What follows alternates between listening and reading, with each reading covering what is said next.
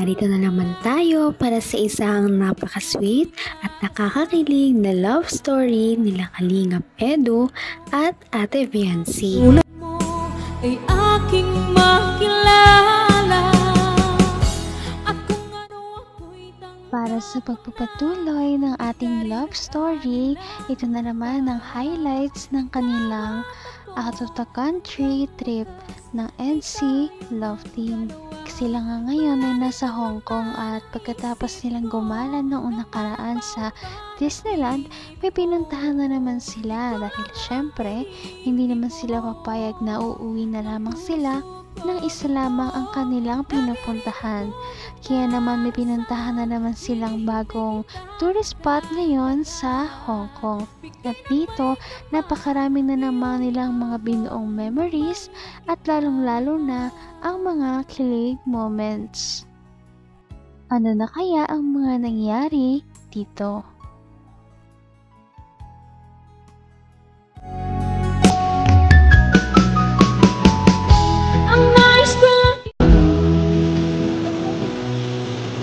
Angas.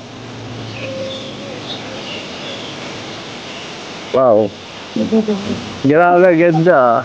Astig. Ano, sana masaya ka.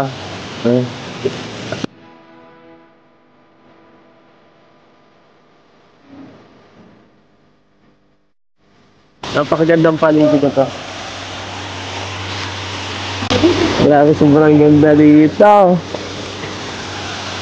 Sobrang ganda dito. Ako lang ba o parang mas lalong gumaganda ka rito?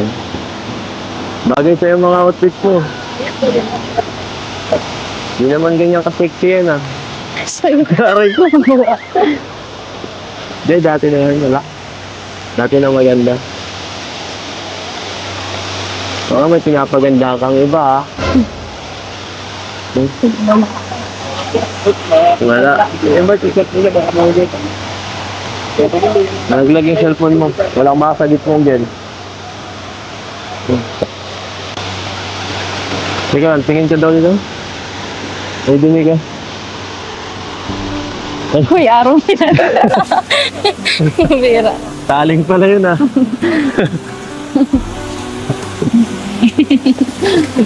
kung ano ako'y tanggap mo na hindi ka rin nag-alinlangan. Grabe naman talaga ang pagpapakilig ng EDC Love Team.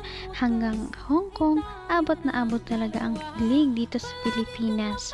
Kaya naman nakakakilig dahil nag-holding hands na naman ang dalawang ito. Ikaw lang ang tinitipo. Uy, araw nila. Bira. Taling pala yun ah.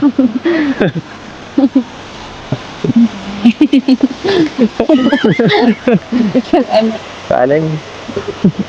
Di ko napansin yan. Biglang tumubo ah. Ang kita mo yan, niloloko mo ako eh. Simple ka. Bagay na bagay oh.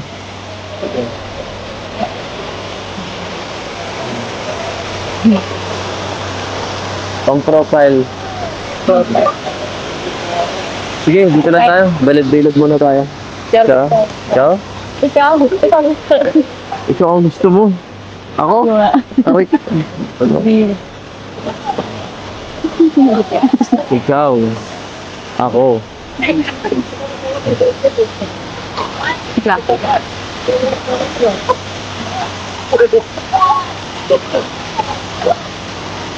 Ganda. Ikaw at ako.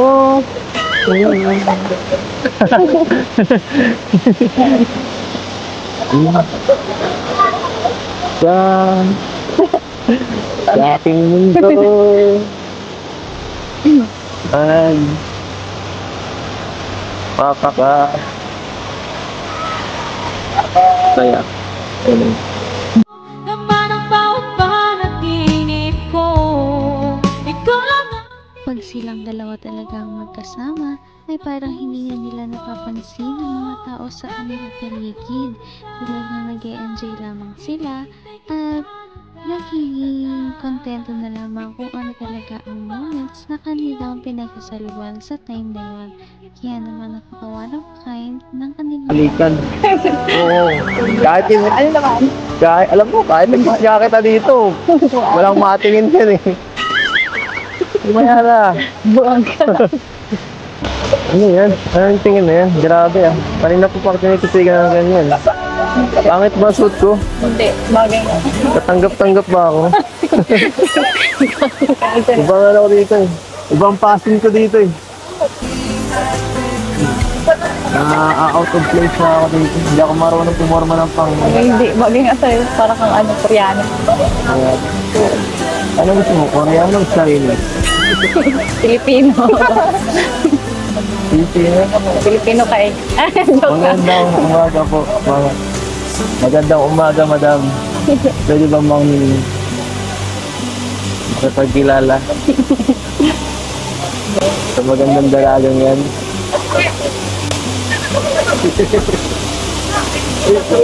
Uy, grabe oh. Hinuholding hands mo ko, kakakilala pa lang natin. Ano ba yan?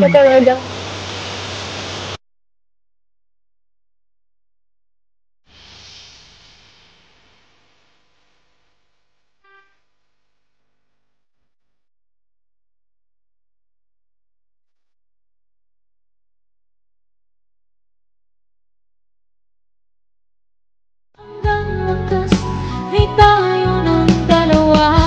Palagi kang At syempre dahil ngayon lamang sila nakapunta sa ganitong lugar, todo talaga ang picture nila kaliwat kanan.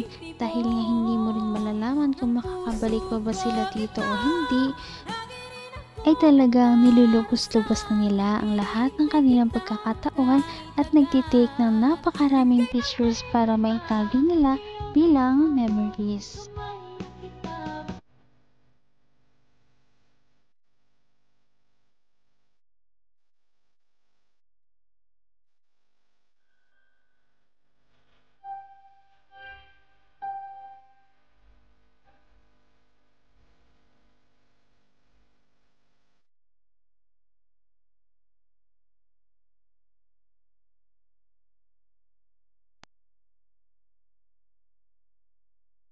Ganun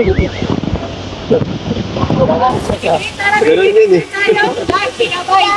Susuka. Ate kayo po yung tita ni Bianci, ano po? Ay, opo. Kumusta naman po? Okay lang po. Kumusta naman po si Bianci para sa'yo? Ano masasabi niyo po sa kanya? Sa mga achievements po niya ngayon? Ay, ano po. Proud ako dyan, Kalingap, kasi at least po, malaki po yung improvement niya ngayon. Nakakatuwa po yung mga nangyayari sa buhay niya ngayon eh. Parang, ano, yung sobrang nakaka-amaze kasi gaya nito, nakarating siya dito nang dahil po sa inyo. Nakaka-amaze po. Paano niyo po siya naging pamangkin? Bali yung ano po, yung papa niya, si Kuya Beran po, pinsang buo ko. Okay. Bali si Beyonce po is pamangkin ko sa Pamangkin sa pinsan. pinsan. Oo. Okay. First cousin ko po yung papa niya. Lahat naman yata ng mga taong nakakilala kay Ate Bianci noon ay pare-pareho ang nararamdaman. Lahat talaga sila ay pare-parehong proud kay Ate Bianci sa kanyang mga natatamo sa buhay. Ang dating simpleng labanderang estudyante lamang, ngayon ay magiging maginhawa na ang buhay at magkakaroon na rin ng kanyang sariling bahay. Napaka-sweet talaga nila at napakabait ng tambalang ito kaya maraming sumusuporta.